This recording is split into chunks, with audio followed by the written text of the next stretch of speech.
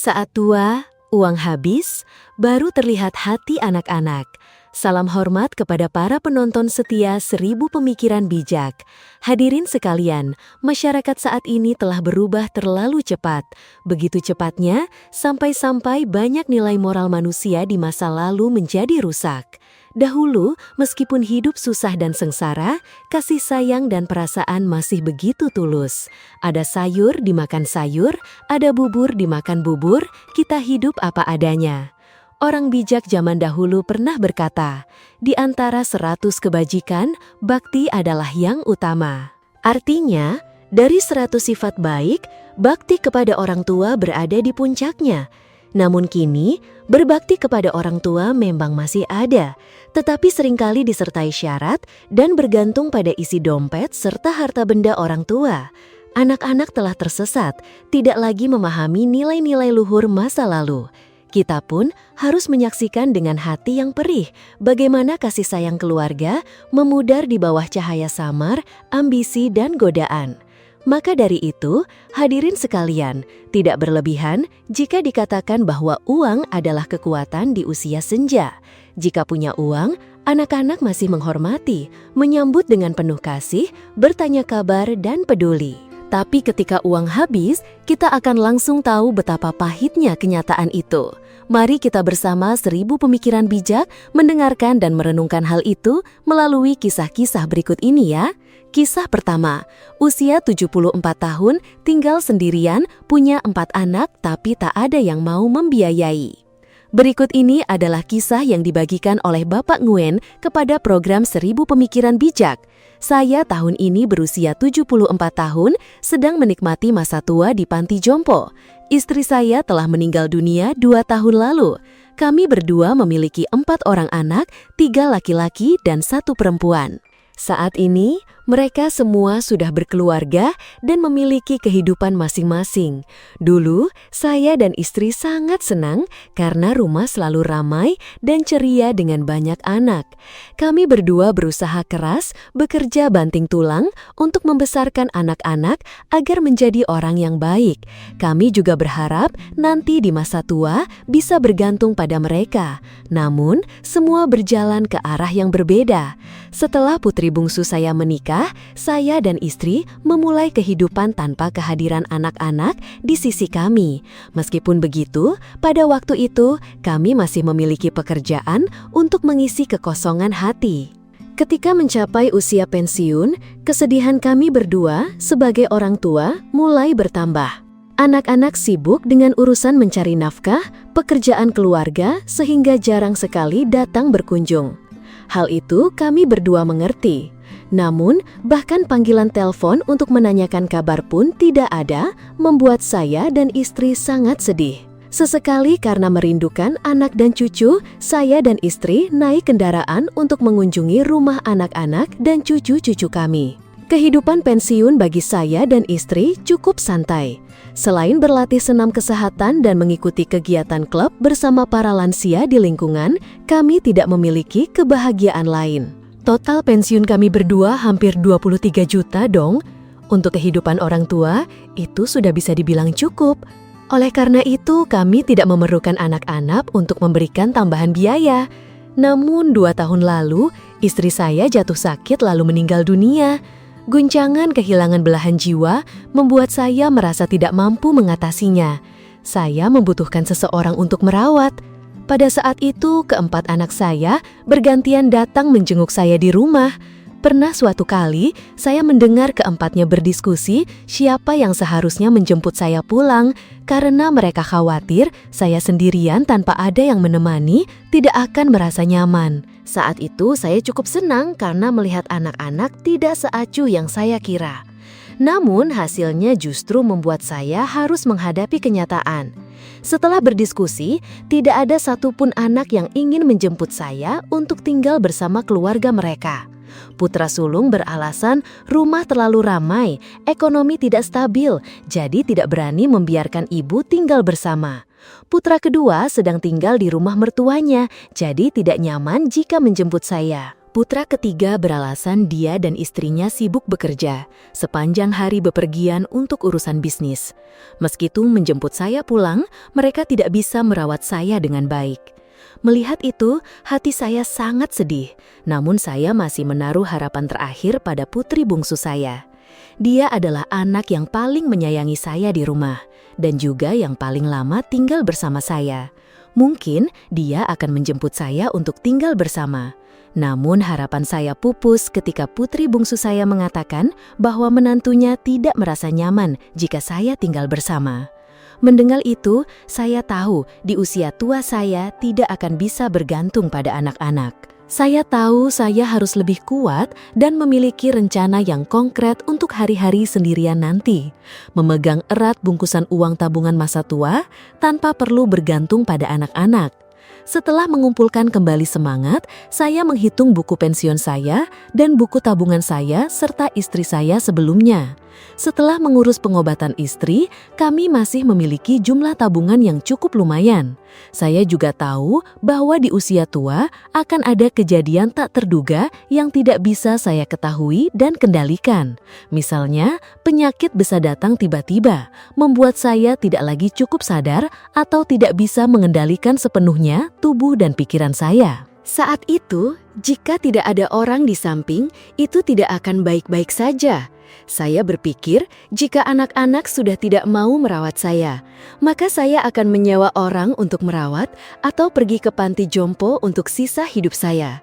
Saya merencanakan untuk menjual rumah yang saya tinggali saat itu dan meminta anak-anak membantu mencarikan pembeli rumah. Melihat itu, keempat anak saya semua tidak setuju dengan keputusan saya untuk menggunakan uang hasil penjualan rumah untuk tinggal di panti jompo. Setiap hari anak-anak meluangkan waktu untuk menjenguk saya, menasihati saya untuk mempertahankan rumah itu. Namun tidak ada satupun yang menyebutkan tentang menjemput saya pulang untuk merawat atau membiayai. Saya sadar bahwa yang sebenarnya dipedulikan oleh empat anak saya adalah rumah itu, bukan saya. Mungkin jika rumah itu dipertahankan, nanti setelah saya meninggal, anak-anak bisa membagi warisan itu. Pada akhirnya, mau tidak mau, saya tetap harus mengatur hidup saya sendiri. Saya tetap pada keputusan saya. Setelah menjual rumah dengan harga hampir 7 miliar dong, saya pergi tinggal di panti jompo. Uang tersebut disimpan dalam buku tabungan yang saya gunakan untuk menutupi biaya hidup di tempat tinggal baru ini. Kehidupan di panti jompo tidak membosankan seperti yang saya khawatirkan. Di sini, saya dirawat dengan sangat baik dan memiliki banyak teman dengan kondisi yang sama sehingga mudah untuk mencurahkan isi hati saya. Pada saat ini, keempat anak saya karena membiarkan saya tinggal di panti jompo, seringkali menjadi bahan gosip yang tidak enak dari kerabat. Mereka pun sudah mulai merasa menyesal. Semua berdiskusi, mengatur waktu setiap minggu bergantian datang menjenguk saya. Sungguh, kehidupan di usia tua tanpa perlu memikirkan masalah uang membuat hati saya merasa sangat lega. Dimanapun saya tinggal tidak lagi penting. Dapat dilihat, di usia tua setiap orang sebaiknya memiliki sejumlah uang cadangan sendiri. Jika tidak bisa mengandalkan anak-anak, kita masih bisa mengendalikan hidup kita sendiri. Dengan begitu, tahun-tahun di masa mendatang akan lebih terhindar dari kesedihan dan kekhawatiran. Kisah kedua, jual rumah. Semua uang tabungan sebesar 1,6 miliar dong diberikan kepada putra, namun tetap harus meratapi nasib di rumah sewa. Kasus Bibi Luch. Seorang wanita berusia 59 tahun, Bibi Luch dan suaminya saat masih muda selalu rajin bekerja keras, menaruh harapan besar pada kedua anak mereka, satu laki-laki dan satu perempuan. Ketika anak-anak tumbuh dewasa, sangat menyedihkan bahwa suami Bibi Luch juga meninggal dunia karena sakit, meninggalkan Bibi sendirian. Sejak saat itu, kehidupan wanita berusia 59 tahun ini hanya berpusat pada kedua anaknya. Untungnya, Bibi Luch memiliki pensiun, setiap bulan menerima sekitar 19 juta dong. Oleh karena itu, Bibi tidak perlu bergantung pada anak-anak. baik untuk biaya hidup maupun saat sakit, tidak merepotkan siapapun. Tidak hanya itu, Bibi Luch dan suaminya juga berhasil membangun sebuah rumah yang luas sekitar 200 meter persegi. Secara keseluruhan, kehidupan sangat stabil. Bahkan ketika putra Bibi menikah pun, tidak perlu khawatir soal tempat tinggal, hanya perlu rajin bekerja keras dan mengembangkan usaha. Oleh karena itu, Bibi Luch sangat tenang, nyaman menikmati kehidupan santai setelah pensiun. Namun, cerita berkembang jauh berbeda dari bayangan Bibi Luch ketika putranya menikah, memiliki anak, dan ingin pindah ke rumah yang lebih besar, lebih modern. Dia beralasan bahwa rumah ini berada di desa, tidak nyaman untuk perkembangan anak-anak nanti. Bibi Luch berpikir sangat lama, tetapi juga merasa sulit, tidak bisa tidak menuruti keinginan satu-satunya putranya.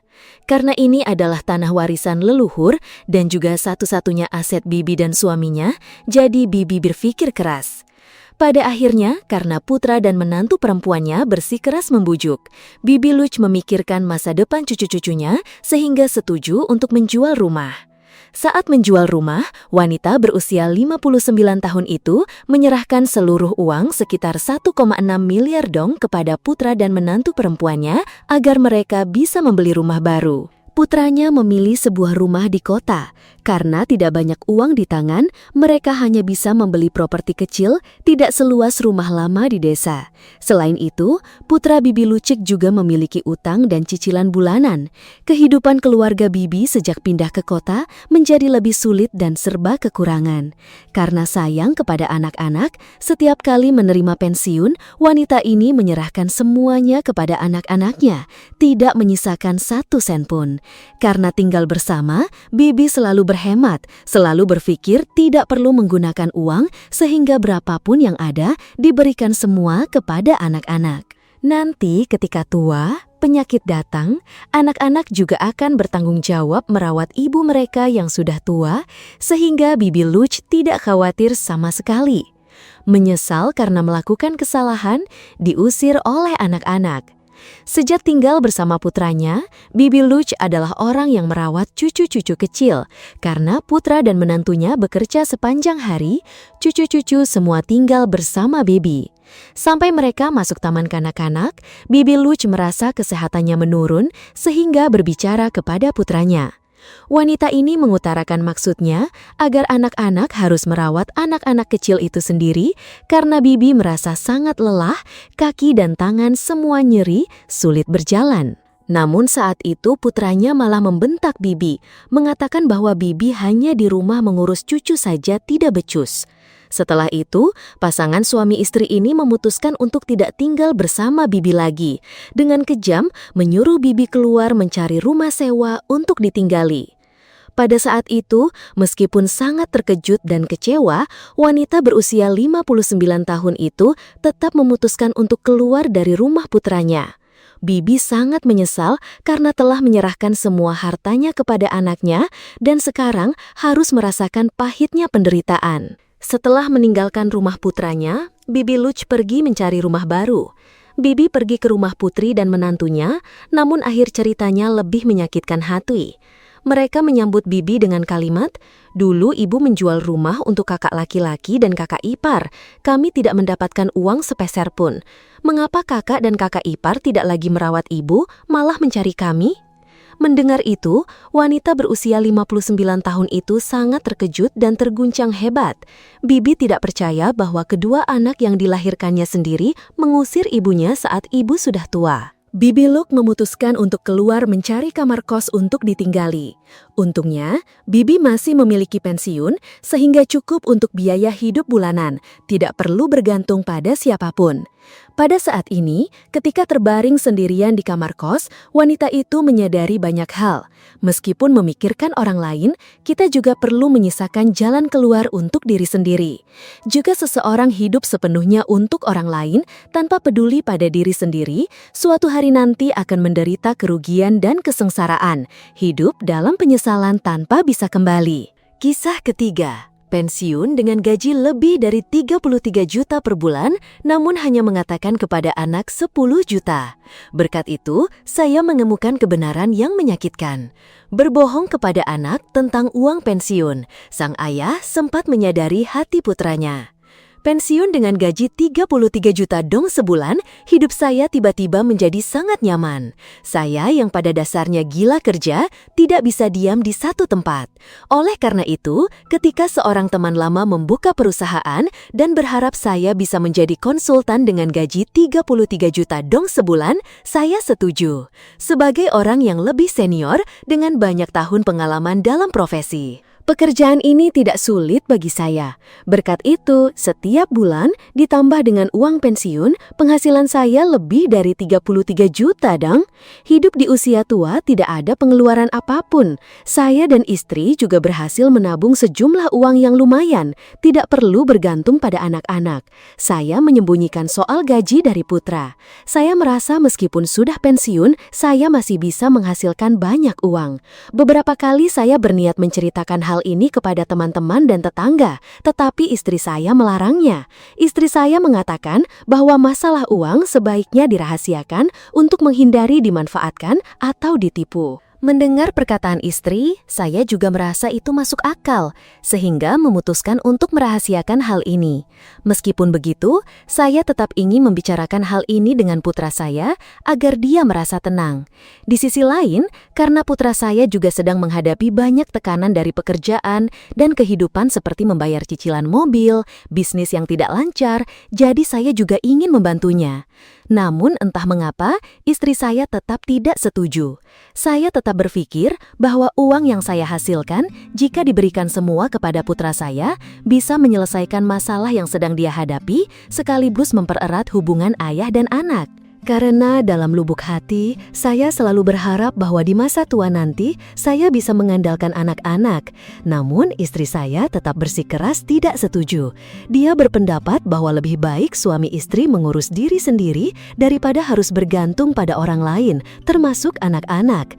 Saya merenung, merasa perkataan istri ada benarnya, sehingga tidak berkata apa-apa lagi. Suatu kali ketika putra saya pulang berkunjung, dia tiba-tiba bertanya tentang jumlah pensiun saya. Ketika saya belum tahu harus menjawab apa, istri saya sudah mengatakan sekitar 10 juta dong. Saya tertawa canggung, tidak berani menatap anak. Melihatnya terus bertanya, istri saya dengan cepat mengalihkan pembicaraan ke topik lain, menunjukkan bahwa dia tidak ingin membahasnya. Setelah waktu yang lama, saya pun lupa akan hal ini. Baru sampai pada tahun baru Imlek, saya dan istri tidak melihat keluarga putra saya datang berkumpul sehingga cukup terkejut. Dulu, seberapapun sibuknya, putra saya pasti akan membawa keluarganya pulang untuk merayakan tahun baru Imlek bersama orang tua. Namun kali ini, anak-anak tidak hanya tidak pulang, bahkan tidak ada satupun panggilan telepon untuk menanyakan kabar atau mengucapkan selamat tahun baru Imlek kepada orang tua. Saya mengetahui putra saya marah karena masalah lama. Setiap malam, saya gelisah tidak bisa tenang. Istri saya melihat itu langsung menghibur, mengatakan mungkin dia terlalu sibuk dengan pekerjaan sehingga tidak bisa mengatur waktu untuk berkunjung. Setelah mendengar perkataan istri, suasana hati saya menjadi jauh lebih baik. Namun karena terlalu merindukan anak dan cucu, saya terpikir untuk mengunjungi putra saya. Saya mengirim pesan kepada putra saya memberitahukan hal ini dan melihat dia setuju sehingga saya sangat senang. Saya terus berpikir bahwa saya sudah tua, jadi sering memikirkan hal-hal aneh. Namun pada hari saya datang ke rumah putra saya menyadari sebuah kebenaran yang menyakitkan. Setelah turun dari terminal bus, saya menelpon putra saya untuk menjemput, tetapi karena dia sedang sibuk, dia menyuruh kami menunggu lebih lama. Namun karena cuaca sangat panas, kami terpaksa naik ojek untuk pulang. Sesampainya di sana, saya dan istri melihat menantu perempuan sedang berbaring di sofa menonton TV. Melihat mertuanya pun tidak mengucapkan salam. Hanya cucu laki-laki yang antusias sambil menuangkan teh juga merapikan barang-barang untuk kakek dan neneknya. Semakin hari di rumah putra saya dan istri semakin merasakan sikap acuh tak acuh dari anak-anak. Tidak hanya itu, mereka bahkan merasa terganggu, sia-sia selama ini saya terus datang menjenguk. Putra saya juga ikut-ikutan, mengatakan jika orang tua tidak bersedia membantu, maka nanti jangan berharap apa-apa. Mendengar kata-kata ini, saya merasa marah sekaligus sakit hati. Keesokan paginya, saya dan istri langsung berkemas pulang. Awalnya, saya merasa saya juga salah karena tidak bisa membantu anak-anak. Namun setelah mempertimbangkan dengan seksama, saya menyadari istri saya benar. Dan keputusan ini memberi saya kesempatan untuk melihat dengan jelas hati anak-anak. Memang benar bahwa orang tua merawat anak-anak adalah hal yang wajar. Tetapi, mengharapkan anak-anak merawat kita kembali adalah cerita yang sama sekali berbeda. Jika saya tidak mendengar sendiri kata-kata yang diucapkan anak-anak, saya masih berpikir selama ini anak-anak baik kepada saya karena bakti mereka. Setelah kejadian ini, saya juga menyadari bahwa kehidupan di masa depan juga tidak bisa bergantung pada anak-anak. Untungnya, saya dan istri masih memiliki sejumlah uang cadangan yang lumayan untuk diri sendiri. Tepat seperti yang dikatakan istri saya, mengandalkan diri sendiri tetaplah yang terbaik. Pada akhirnya, bukan anak-anak, melainkan kita sendirilah yang menentukan kehidupan kita di masa depan. Jika tidak ingin menyerahkan hidup kita kepada orang lain, maka kita harus proaktif sejak awal. Dan di bagian akhir program hari ini, mari hadirin dan teman-teman mendengarkan kisah Ibuku Tidak Menangis. Saya pulang sekolah melihat seorang pria duduk berlutut, tenggelam di kursi rotan yang diletakkan di tengah rumah. Di sandaran kursi tergantung sebuah jaket kain kaki berwarna coklat tanah yang menggelembung berisi angin berkibar-kibar. Di sisi lain, ibu sedang duduk di kursi seberangnya, tangannya mengipasi dengan kipas bambu. Butiran keringat merayap perlahan dari leher ke tulang dada. Matanya merah padam dan kebingungan menatap pria itu yang tenggelam dalam lamunannya sendiri. Itu adalah seorang pria yang sudah melewati usia 40 tahun. Wajahnya keriput seperti kurma kering. Kecil mungil, hanya sebesar telapak tangan, kasar dengan bekas-bekas tonjolan dan cekungan. Kedua pipinya cekung, tubuhnya kurus kering, kulitnya hitam dan kusam. Sepasang matanya menatap ke atas dengan tatapan hampa. Tidak ada ekspresi apapun yang menunjukkan sisa kehidupan di tubuhnya. Melihat dari kepala sampai kaki, tidak bisa ditemukan sedikit pun simpati. Saya meletakkan tas sekolah saya dengan keras di atas meja. Ibu melirik ke arah saya, meletakkan jari ke mulut, "Shh!" memberi isyarat agar saya diam supaya pria itu bisa tidur. Lalu ibu menarik saya ke bagian belakang rumah, berbisik-bisik seperti orang bergosip. "Siapa dia? Kenapa dia di rumah kita?" tanya saya sambil mata masih penasaran melirik ke arah jendela. Ibu meletakkan sandal dan duduk di tanah, menatap ke arah pohon jelek seolah sedang mencari kata-kata. Suara ibu bercampur dalam hembusan angin, terdengar perlahan dan ragu-ragu. Dia sangat aneh. Ibu seperti tidak berbicara kepada saya, juga tidak kepada dirinya sendiri, melainkan sebuah pengakuan setelah hidup sendirian dan menyembunyikan diri terlalu lama. Tiba-tiba ada sebuah balon yang diisi penuh kebahagiaan, seolah baru saja diletakkan di tangannya. Ibu membersihkan ruangan penyimpanan kayu bakar di samping, menambahkan tempat tidur 2 meter, meletakkan lemari kayu lapis murah di dekat jendela, dan membiarkan pria itu tinggal di sana. Di jeruji jendela, ibu bahkan menggantungkan lonceng angin berbentuk 6 buah dan pot bunga pukul 10 yang telah mekar dengan kelopak bunga kecil berwarna merah muda cerah, agar menyatu dengan sinar matahari keemasan yang terus bersemi. Selesai, mungkin hal-hal seperti seni membutuhkan kepekaan untuk dinikmati. Tampaknya pria itu memiliki kekurangan. Dia tidak bisa mengingat namanya, dari mana asalnya, dan apakah sudah berkeluarga. Saya pikir ada sesuatu yang mengerikan terjadi di masa lalu yang menyebabkan semua ingatannya terhapus. Ibu bilang panggil saja pria itu An, dari kata aman, dengan harapan hidupnya mulai sekarang selalu damai dan tenang. Tapi saya suka memanggilnya itu. Ibu saya tidak menentang, juga tidak mendukung, seperti tidak peduli. Beberapa kali saya bertanya kepada ibu, "Ayah di mana?"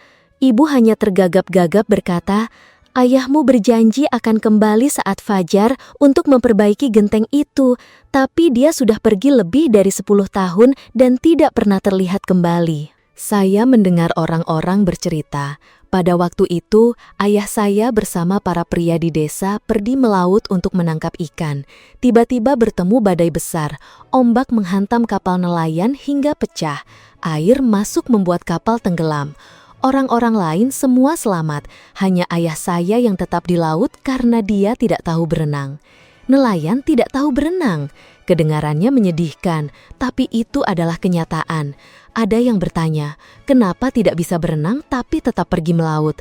Ayah saya hanya tertawa terbahak-bahak dan berkata, lebih baik mati tenggelam daripada mati kelaparan. Saya mengerti ketika harus berada di tengah ketakutan. Orang akan memilih ketakutan yang paling nyaman dan indah bagi dirinya sendiri. Mungkin saat itu ayah saya berpikir begitu. Para istri mendengar kabar bahwa kapal nelayan yang membawa suami mereka terkena badai. Semua menangis terseduh-seduh, hanya ibu saya yang tetap tenang. Setelah badai, para pria kembali dengan kapal-kapal pasukan penjaga perbatasan. Sepanjang pantai, penduduk desa nelayan berbondong-bondong pergi ke pantai berdiri berjejalan. Suara angin menderu, ombak berdesir, suara orang berbicara, suara tangisan, lalu bau keringat manusia dan juga bau perpisahan menyelimuti suasana yang tidak bisa disebut namanya. Kerumunan orang berangsur-angsur menipis. Tiba-tiba di pantai hanya tersisa ibu berdiri di sana, terus menatap ke arah laut. Ibu tidak menangis. Orang-orang desa nelayan mengatakan ibu adalah wanita yang tidak berperasaan, hatinya telah dibawa anjing. Suami meninggal tapi tidak meneteskan air mata, bahkan pura-pura pun tidak, sekadar untuk mengelabui mata orang lain. Tidak ada altar peringatan. Ibu saya hanya menghela napas dan berkata, jika mati harus ada jasadnya. Mata ibu menatap sinar matahari menembus celah kosong di langit-langit, di antara dua genteng yang tidak tahu harus ditutup dengan apa. Sama seperti di hati ibu, selalu ada kekosongan yang ditinggalkan ayah. Ada sebuah kisah yang sedikit orang tahu tentang ibu saya. Ketika nenek dari pihak ibu saya masih hidup, beliau pernah bercerita, pada hari ibu saya lahir, ibu sama sekali tidak menangis. Dipukul sampai pantatnya merah, tangannya lelah, ibu tetap tidak menangis. Tepatnya, hanya ada satu suara tangisan singkat. Suara itu tipis, lemah, dan begitu kecil sampai nenek dan bidan pun tidak yakin sudah mendengarnya. Sejak saat itu, nenek sudah bisa menebak sedikit banyak tentang kehidupan putrinya yang mungil itu di kemudian hari. Sejak tumbuh dewasa, berkali-kali ibu dipukul oleh nenek. Saat putus cinta pertama, ibu juga tidak menangis. Bahkan ketika nenek meninggal, ibu saya tidak meneteskan air mata sedikit pun. Dalam pemakaman nenek, tetangga desa mengatakan ibu saya adalah anak perempuan berhati dingin. Suatu pagi, di rumah ibu Oa dan putrinya, tiba-tiba muncul seorang pria yang dengan cepat berita keberadaannya menyebar ke seluruh desa nelayan kecil itu, ke setiap sudut, menyelinap ke setiap celah, seperti sebuah wabah penyakit. Topik utama itu kemudian dibedah dan dibahas oleh orang-orang yang suka bergosip. Mereka bahkan tidak membiarkan seorang anak seperti saya. Mereka berkata, itu akan merebut ibu, akan mengusirku dari rumah dan banyak hal menakutkan lainnya. Dengan keegoisan dan kelicikan seorang anak berusia 13 tahun, saya langsung percaya kata-kata jahat itu adalah kebenaran. Saya benar-benar merasa takut dan marah. Itulah yang memicu bom di dalam diri saya. Hanya menunggu hari untuk meledak. Ini, suara itu membuat saya terkejut, terbangun dari lamunan. Mendongak, saya sudah melihatnya menyerahkan sesuatu yang lusuh dan lemas, yang harus saya perhatikan lama baru bisa membayangkan bahwa itu adalah sebuah bangau kertas yang dilipat dari sobekan koran lama. Saya sudah mengingatkan diri sendiri untuk tidak menerima apapun dari tangannya.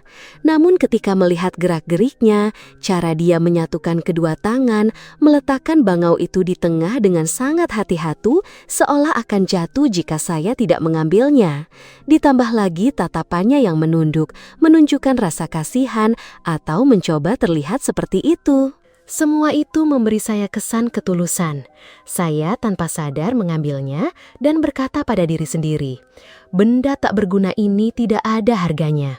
Tepat pada saat itu, di hadapan pria itu, saya meremasnya lalu membuangnya ke dalam api dapur yang sedang menyala.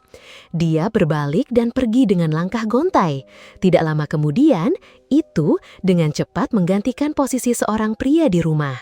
Kaki kursi yang goyang selama ini kini sudah lebih kokoh.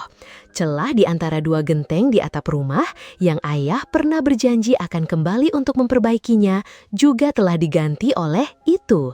Saya tidak menyangkal bahwa sejak pria itu tinggal bersama saya dan ibu, saya merasakan perlindungan dan ketenangan yang samar. Namun perasaan sementara itu tidak cukup membuat saya puas.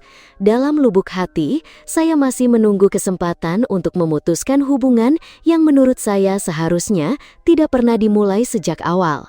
Lalu kesempatan itu pun datang.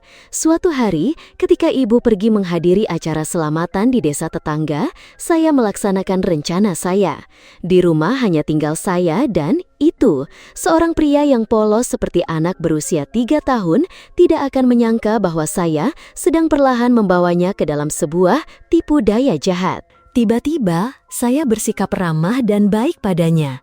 Meskipun saya hampir merasa rendah diri saat berakting untuk menipu seseorang yang lebih lemah dari saya. Saya tidak mengalami kesulitan sedikit pun ketika membujuk itu untuk ikut dengan saya ke pusat kota kabupaten untuk membeli barang. Untuk pertama kalinya, saya duduk di belakang seorang pria.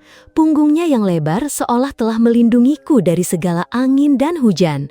Ketenangan dan kedamaian, sesuatu yang belum pernah saya rasakan bersama ayah.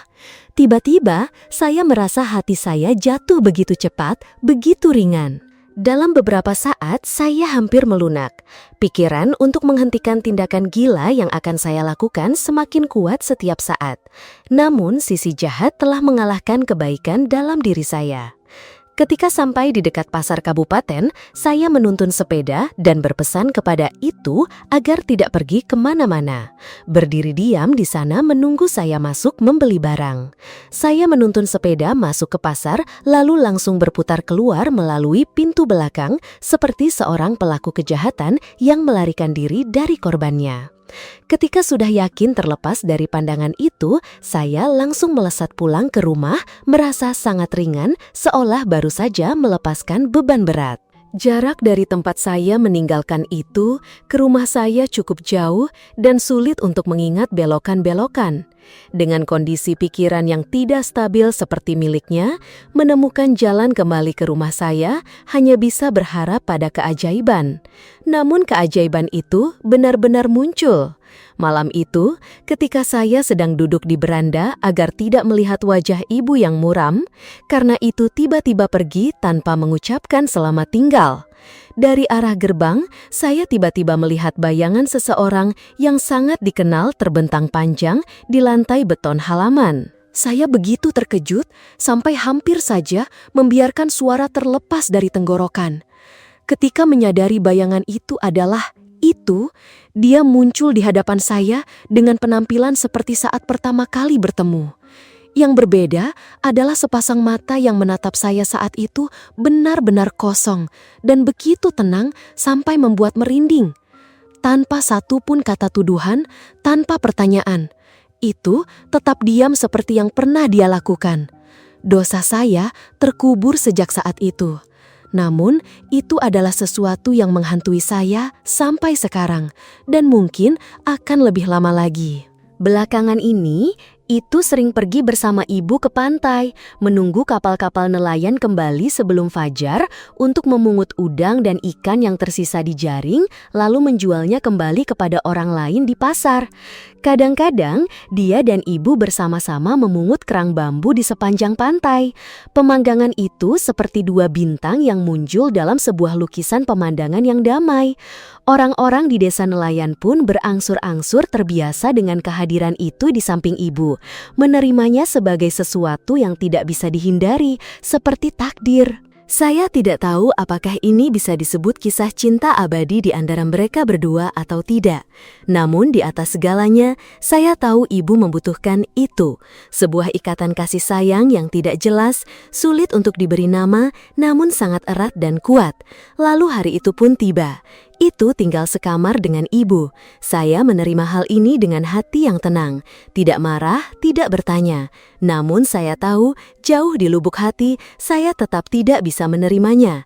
Saya benci memikirkan bahwa dia secara bertahap menggantikan posisi ayah saya di hati ibu, meskipun saya belum pernah melihat ayah saya. Sekalipun hanya melalui foto, namun dia tetaplah satu-satunya ayah saya. Hubungan antara ibu dan itu, meskipun tidak terang-terangan, namun orang yang paling tidak peduli pun bisa merasakan bahwa tatapan mereka berdua penuh kebahagiaan dan kepuasan. Itu bertindak sebagai seorang suami, tulang punggung keluarga. Ibu berdiri berdampingan sebagai seorang istri. Hanya saya yang menjadi orang asing dalam gambaran keluarga yang bahagia. Tidak ada yang mengatakan, tapi saya berpikir demikian. Belakangan ini, itu sedang berlatih mengikuti kapal-kapal nelayan melaut. Ibu sekarang memiliki kekhawatiran tambahan, yaitu menantikan kapal nelayan yang membawanya kembali saat fajar. Setiap perjalanan melaut berlangsung dari 10 hari hingga 1 bulan. Para pria kembali dengan palka penuh ikan dan senyum cerah setelah perjalanan melaut yang melelahkan. Setiap kali kembali, itu juga membawa hadiah untuk saya. Kadang berupa terumbu karang merah, kadang pula siput laut. Bahkan kadang ada bintang laut yang tersangkut di jaring ikan. Atau dia akan menyelam ke laut untuk mencari barang-barang yang hanya saya sebutkan secara acak. Saya tidak tertarik sama sekali pada hal-hal sepele itu. Saya hanya ingin menyusahkan dia saja. Namun bertolak belakang dengan apa yang saya pikirkan, itu selalu melakukannya dengan sangat senang hati. Sampai suatu hari, saya tidak lagi bisa mengendalikan emosi ketika tidak sengaja mendengar percakapan antara ibu dan itu saat melewati pintu kamar yang sedikit terbuka. Ibu dengan malu-malu mengatakan dia hamil, artinya saya akan punya adik. Saya merasa pusing, semua kekuatan tiba-tiba terkuras habis. Saya seperti orang tanpa bobot. Perasaan bahwa saya sedang didorong ke pinggir kehidupan ibu membuat hati saya menciut. Setiap pembuluh darah di bawah kulit terasa mengembang. Sel-sel saraf pun perlahan kehilangan sensasi. Satu-satunya hal yang masih bisa saya pikirkan saat ini adalah membalas dendam pada itu. Itu adalah suatu sore di akhir bulan Desember ketika musim dingin baru saja tiba. Langit dipenuhi awan hujan tebal, seolah angin juga ditahan oleh seseorang, membuat suasana menjadi pengap. Saya mendorong pintu kamar itu. Di tangan sudah memegang sebatang besi sebesar separuh pergelangan tangan, panjang sekitar setengah meter. Saya benci melihat cara dia mengatur segala sesuatu dengan begitu hati-hati dan teliti. Ketika itu, kembali setelah perjalanan melaut kali ini, dia akan melihat semua yang telah dia simpan dan rawat, tidak lagi mempertahankan bentuk aslinya. Pikiran itu membuat saya sangat senang sampai tertawa terbahak-bahak. Saya mulai melaksanakan rencana jahat saya. Pertama, saya menarik lonceng angin di jeruji jendela, menggunakan batang besi untuk memecahkannya, menendang jatuh pot-pot bunga kecil di ambang jendela, lalu mengacak-acak barang-barang pribadi itu dan membuang semuanya ke tanah. Dan dari dalam tas tentara berwarna biru tua, jatuh sebuah buku kecil sebesar telapak tangan. Di luar, angin bertiup membalik sampul tipis, memperlihatkan tulisan tangan yang kasar dan tidak rapi. Itu seperti sebuah buku harian. Saya sedikit bergidik ketika melihat nama saya di antara labirin tulisan tangan yang gemetar itu. Sejak halaman-halaman pertama sampai hari-hari terakhir, semuanya ditulis tentang saya. Tentang hari pertama saya melihat itu tidur di kursi rumah, makan siang yang saya tolak untuk makan, bangau kertas yang dia berikan kepada saya telah saya bakar, juga saat saya meninggalkannya di gerbang pasar lalu kabur pulang, dan banyak hal lainnya lagi. Semua itu dicatat oleh itu dengan sangat hati-hati dan rinci. Namun dari awal sampai akhir, saya tidak melihat satupun kata tuduhan darinya kecuali maaf. Dari awal sampai akhir hanya saya yang melakukan kesalahan. Dari awal sampai akhir itu tetap memaafkan dan mengampuni saya sepenuhnya. Kalimat terakhir yang dia tulis beberapa hari lalu sebelum melaut hanya, "Seandainya saja anak itu bisa memanggilku ayah."